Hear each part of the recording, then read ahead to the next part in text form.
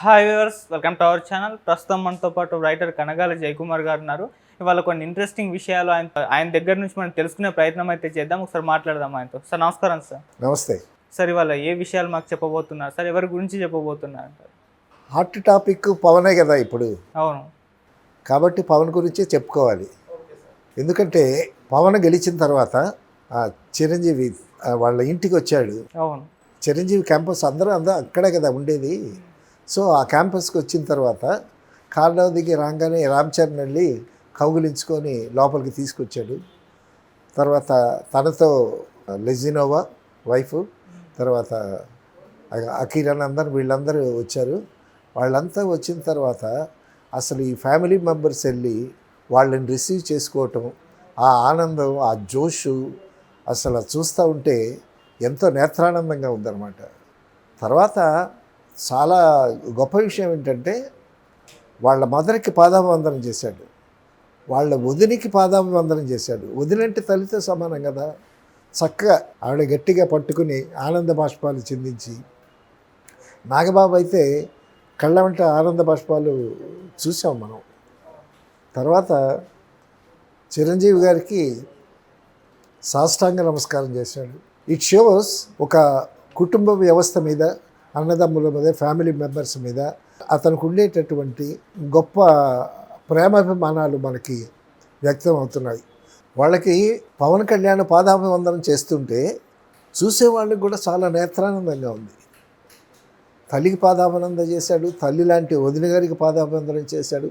చిరంజీవికి అయితే సాష్టాంగ ప్రణామం పడి చేస్తూ ఉంటే చూపర్లకి ఎంత ఆనందంగా ఉంటుంది. తర్వాత ఆవిడని అన్నా లెజినోవ్ అని ఆ ఫ్యామిలీ మెంబర్స్ అందరూ ఎంత చక్కగా రిసీవ్ చేసుకున్నారు. Though she is a Russian లేడీయే కదా. కాబట్టి ఆవిడ్ని అంతకుముందు వాళ్ళ ఫ్యామిలీ మెంబర్స్తో కలుపుకున్నారో లేదో మనకు తెలియదు, కానీ ఇప్పుడు మాత్రం ఆవిడని కూడా సాధారణంగా ఆహ్వానించి వాళ్ళిద్దరికీ చక్కగా బట్టలు పెట్టారు. వీళ్ళతో పాటు అఖీరానందన్ రావటం కూడా చాలా బాగుంది. ఈ అఖీరానందన్ని మోడీకి కూడా పరిచయం చేశాడు. నువ్వు చెప్పినట్టు అఖీరానందన్కి మోడీ ఇక్కడికున్నాడు. సో చాలా మంచి హైటు, తర్వాత బాగున్నాడు మనిషి, మంచి టీన్స్లో ఉన్నాడు. సో డెఫినెట్గా అతను హీరో అవుతాడు. హీరో డెఫినెట్గా వాళ్ళు చేస్తారు, డెఫినెట్గా అవుతాడు. తో పవన్ కళ్యాణ్కి ఆల్రెడీ ఒక వారసును కూడా తయారవుతున్నట్టు మనకి దృశ్యం వల్ల ఒక సంకేతం వచ్చినట్టే. సో అది కూడా అభిమానులకి ఒక సంతోషకరమైనటువంటి విషయం. ఏమైనా పవన్ కళ్యాణ్ వచ్చి ఆ పవన్ కళ్యాణ్ని వాళ్ళు రిసీవ్ చేసుకునేటటువంటి పద్ధతి కానీ, పవన్ కళ్యాణ్ వాళ్ళందరినీ ఆలింగనం చేసుకుని అందరూ ఎంత గట్టిగా వాటేసుకుంటున్నారో పవన్ కళ్యాణ్ కూడా సంబరాల్లో ఫ్యామిలీ మెంబర్స్తో సంతోషాన్ని పంచుకోవటం, అది చూసిన వాళ్ళకి చాలా అద్భుతంగాను. It shows the character of Pawan Kalyan. Pawan కళ్యాణ్కి కుటుంబ సభ్యుల మీద, అన్నదమ్ముల మీద, సిస్టర్స్ మీద, తల్లిదండ్రుల మీద ఎంత గౌరవం ఉన్నది అనేటటువంటి ఒక చక్కని సంకేతం.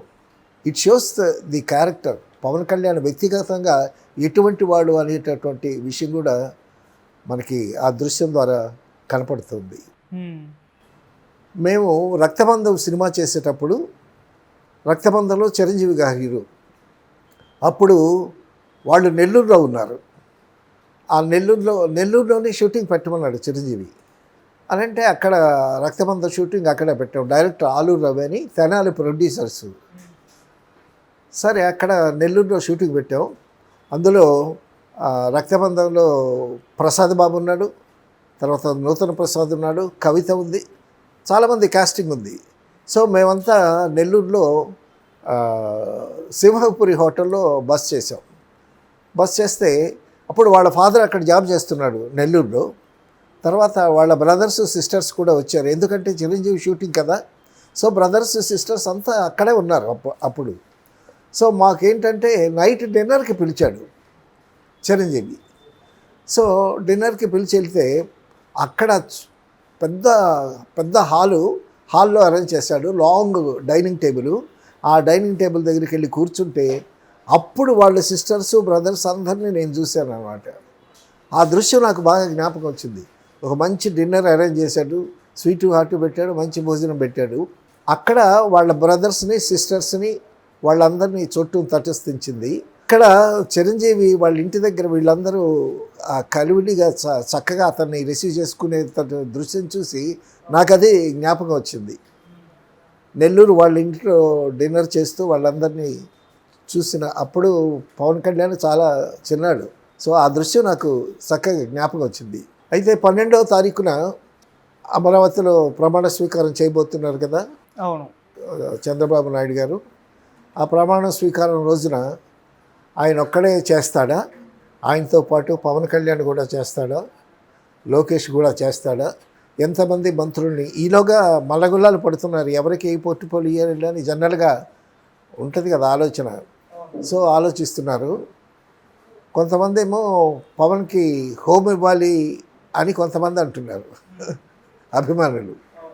సరే, ఏది ఇస్తారు ఏది తీసుకుంటారు అనేది ఇప్పుడు మనం అనుకుంటే కాదు కదా, ఎన్నో సామాజిక వర్గాలను బట్టి కూడా విభజించి ఇవ్వాలి.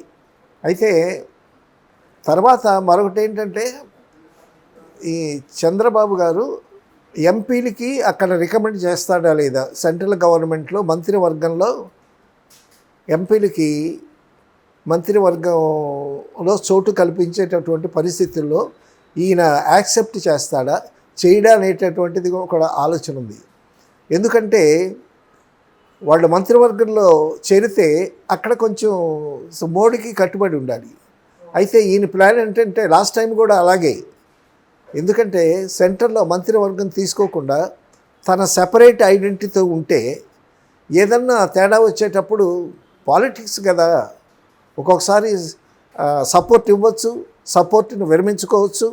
ఆ విధంగా పార్టీని భవిష్యత్తు కోణంలో చూసి ఆలోచించి కూడా అతను చేరతాడా, మంత్రివర్గంలో ఎంపీని చేరడానికి అలౌ చేస్తాడా లేదా అనేటటువంటిది ఒక విషయం. పోతే ఇక్కడ 12వ తారీఖున జరిగేటటువంటి ప్రమాణ స్వీకారానికి మోడీ గారు, అమిత్ షా, కేంద్రం నుంచి చాలామంది ప్రముఖులు, తర్వాత చాలా స్టేట్స్ సీఎంలు కూడా రావచ్చు. అలాగే దేశ విదేశాల్లో ఉండేటటువంటి అభిమానులు, ఎన్ఆర్ఐస్ వాళ్ళందరూ వస్తారు. తర్వాత అభిమానులు, తెలుగుదేశం పార్టీ కార్యకర్తలు, జనసేన కార్యకర్తలు, బీజేపీ కార్యకర్తలు అందరూ వస్తారు. అదొక పెద్ద సందోహం. అది అద్భుతంగా జరుగుతుంది. ఎందుకంటే చంద్రబాబు ఒక 75 years చంద్రబాబు మళ్ళా చాలా ఏళ్ల తర్వాత ఒక స్టేట్కి, ఆంధ్రాకి ముఖ్యమంత్రి అవుతున్నాడు. సో బహుశా ఈ టర్మ్తో ఆయన విరమించుకోవచ్చు. 5 years అయిన తర్వాత ఆయనకి 80 years వస్తాయి. తర్వాత ఏ పవన్ కళ్యాణ్, ఏ లోకేష్, లేకపోతే ఎవరు వస్తారో మనకి మన ఊహకు అందరి విషయం అనుకో.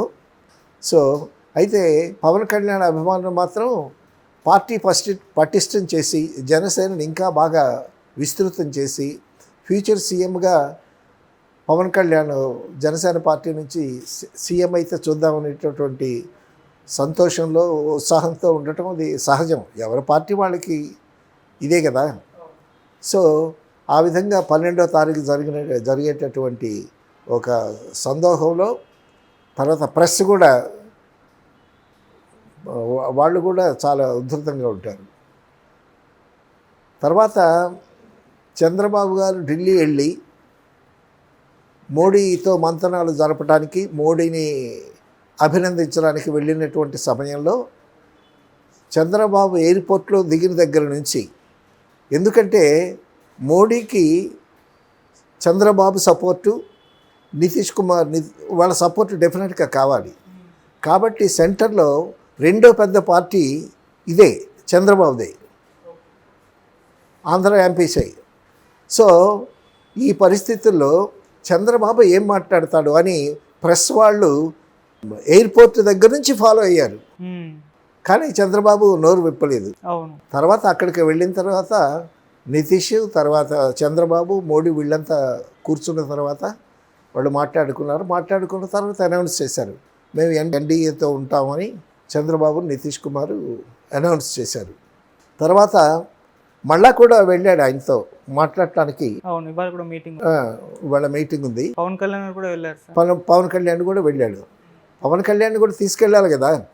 సో ఈ విధంగా 12వ తారీఖున మోడీని ఇక్కడికి ఇన్వైట్ చేయటం, మిగతా వాళ్ళని కూడా ఇన్వైట్ చేయటం. ఆ 12వ తారీఖు సందేహం అమరావతిలో చాలా పెద్ద కమర్షియల్, చాలా గొప్పగా ఉంటుంది. అంత దూరం వెళ్ళి మనం చూడకపోయినా టీవీలో వీక్షించవచ్చు. సో ఆ సందోహాన్ని చాలా ఘన విజయంగా చేస్తారు. మనం కూడా చూసి, ప్రేక్షకులు కూడా చూసి చాలా సంతోషిస్తారు.